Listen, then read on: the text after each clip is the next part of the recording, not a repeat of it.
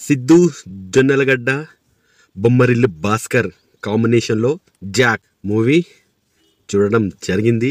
ఎలా ఉందంటే cinema seriousness ఎక్కడ లేదు. సినిమాలో రా ఏజెంట్ని జోకర్గా కామెడీగా చేసేశారు. రా ఏజెంట్ ఎంత స్ట్రిక్టు, అవసరమైతే ప్రాణాలైనా వదిలేస్తాడు కానీ మన ఇండియా ఇన్ఫర్మేషన్ మాత్రం ఇవ్వడు. ఏం కావాలో అయామయంలో ఉంటాడు హీరో, ప్రతి దాన్ని మధ్యలో వదిలేస్తాడు.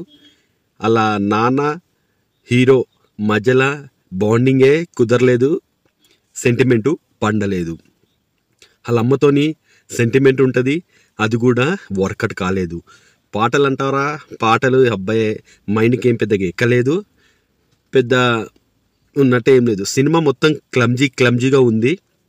డెఫినెట్గా సినిమా అనేది 70mm థియేటర్లో 70mm రాడ్ దింపుకున్నట్టే.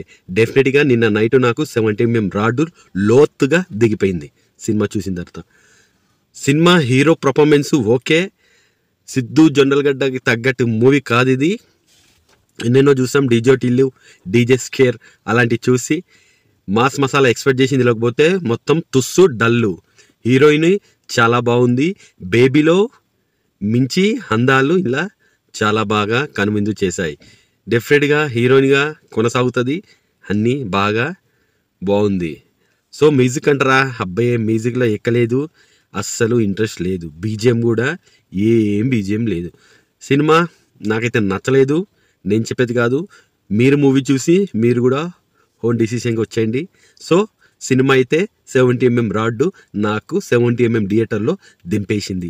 మీకు కూడా దింపుకోవాలంటే ఇంట్రెస్ట్ ఉంటే గో హెడ్. మరో మూవీ నా ఒపీనియన్లో కలుద్దాం. జై హింద్.